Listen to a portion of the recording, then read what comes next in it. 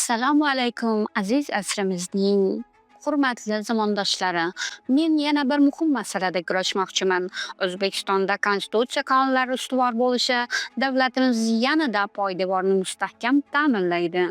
Men bu muammolarni global muammo bo'lishda o'z hissamni qo'shish orqali, ya'ni jinoyatchilikni oldini olish nafaqat harbiylarni xalqni ham vazifasi ekanligini ta'kidlamoqchiman.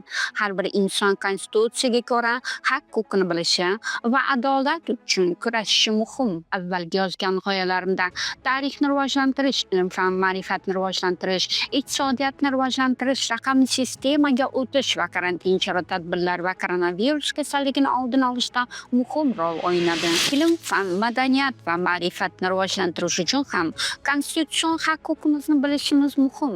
Buning uchun tarbiyaviy soatlarni darsliklarga kiritish asosida insonlarning ma'naviy aqlini boyitish, dunyo qarashini kengaytirish, haq-huquqni bilgan holda qonunlarni hurmat qilishi va bo'ysunishi bunga yorqin misoldir.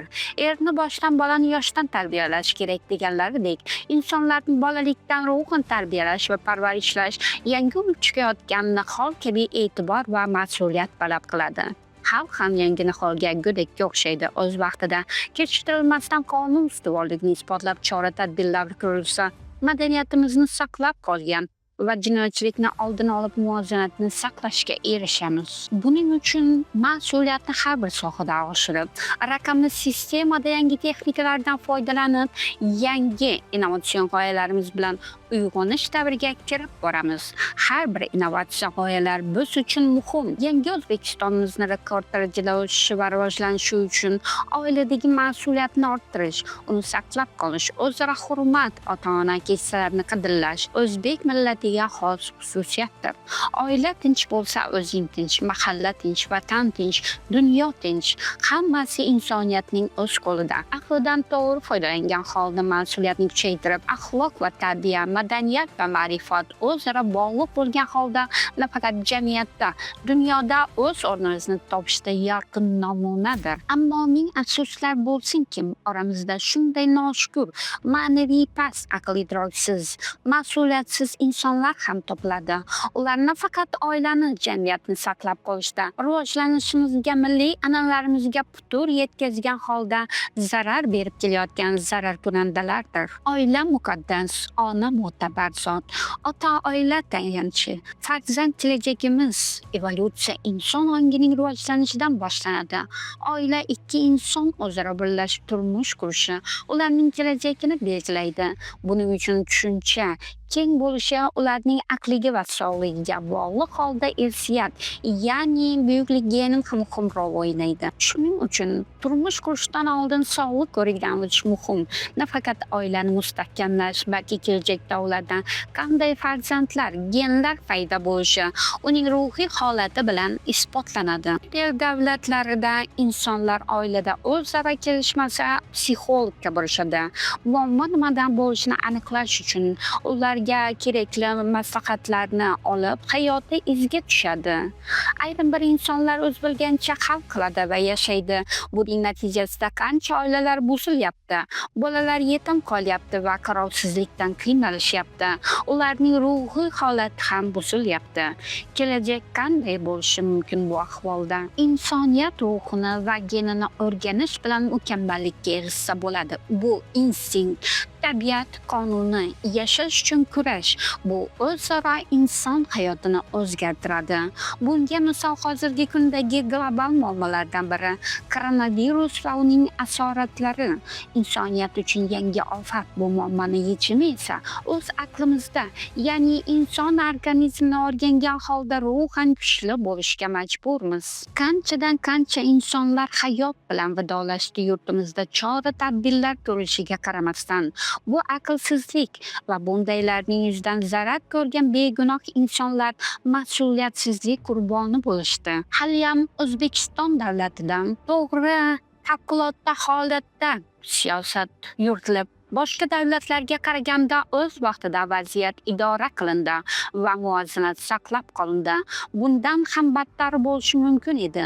Bunga temir intizom bilan yondashish, ma'muriy jazolar qo'l keldi. Bu tushunmovchiliklar qayerdan paydo bo'ladi? Ayrim bir insonlarni aqlsizlikdan, ya'ni konstitutsion qonunlarni bilmasligi yoki bilsa ham itoat etmasligi, bu zo'ravonlikni keltirib chiqaradi. Har kim o'z bilganini qilib yashasa, bu katta yo'qotishlarga olib keladi. Bundan ko'p yaxshi insonlar zarar ko'radi. Bu aqlsizlik. Aql bizga Alloh taolo bor mavjudotdan farqli o'laroq aql idrok bergan. Biz undan necha foizini qo'llayapmiz yoki qo'llashni istamayapmiz.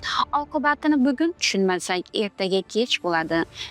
Parvardigor, inson sotini har bir qadami gunoh. Biz qadamimizni o'ylab bosaylik va gunohga botmaylik. Ham ma'naviy, ham diniy tushunchalarga ega bo'laylik. Buning uchun imkoniyatlarimiz cheksiz. Istak kerak, ishonish kerak. Qo'limizdan kelguncha harakat qilsak, Alloh barakatini beryapti. Shukr qilish kerak.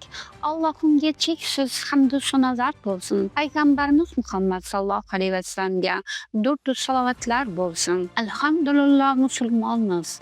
Biz islom siyosatini yurityapmiz. Insonga aql idrok berilgan. Bunga bor mavjudot, jinlar, farishtalar, tabiat, borlik guvoh. Ana shundagina o'zligimizni anglash bilan birga o'z mavqeimizni, sog'ligimizni, hayotda o'z o'rnimizni belgilash bilan kelajakni yarata olamiz. Hammasi o'z qo'limizda. Kerak bo'lsa butun dunyo taqdiri ham, oila, mahalla, jamiyat, vatan o'z taqdirimizning ham asosiy sababchisi o'zimiz. Bunga aqlimiz yetadi. Nimagaki O'zbekiston Alloh nazari tushgan jannat makon o'lka. Bizning ota-bobolarimiz, ajdodlarimiz, buyuk avliyolarimiz Sohibqiron Amir Temur bobomiz, Jaloliddin Manguberdi bobolarimiz, qanchadan olim ulamolarimiz Al-Harazmiy, Al-Biruniy, Ibn Sino, Mirzo Ulug'bek bobokalonlarimiz, imomlarimiz Imom Matrudiy, Imom Buxoriy, Imom Yassaviy, Imom Termuziy, qanchadan qancha sanab adoga yetib bo'lmaydi. Mana isboti. Biz ularni izdoshlari, ya'ni avlodlari. Qonimizda ularning qoni oqyapti. Ruhimizda ularning ilohiy kuchi jo'sh uryapti. Dunyo buni tan olgan, shuning uchun o'ynalandik. Ko'zimizni ochib kattaroq o'z yo'limizni to'g'ri belgilab, undan adashmaylik. Har tomonlama rivojlanishimiz uchun ko'p imkoniyatlarimiz bor. Mahalla, jamiyat, vatan, dunyomiz tinch bo'ladi ana shunda. Insoniyat yerda ham jannat yarata oladi. Bu hammasi sinov. Allohga shak keltirmaylik. Oxir zamonni oldini olib qolaylik. Bunga aqlsiz, iymonsizlar, mas'uliyatsiz noshukrlik, loqaydlik keltirib chiqaradi. Inson bo'lib keldik, inson bo'lib ketaylik. Yomon illatlarga qarshi kurashsak, evolyutsiya rivojlanadi. Dunyo taqdiri o'z qo'limizda. Iymonlashaylik. Fohishabozlikka, ichkilikbozlikka, giyohvandlikka qarshi kurashaylik. Yomon illatlar qurboniga aylanmaylik. Qancha yaxshi insonlar bu ayanchli vaziyatni qurboniga aylanishga lekin chek qo'yadigan vaqt keldi. Oilamizni, mahallamizni, vatanimizni, dunyomizni tinchlikni saqlab qolaylik va buzilishiga yo'l qo'ymaylik.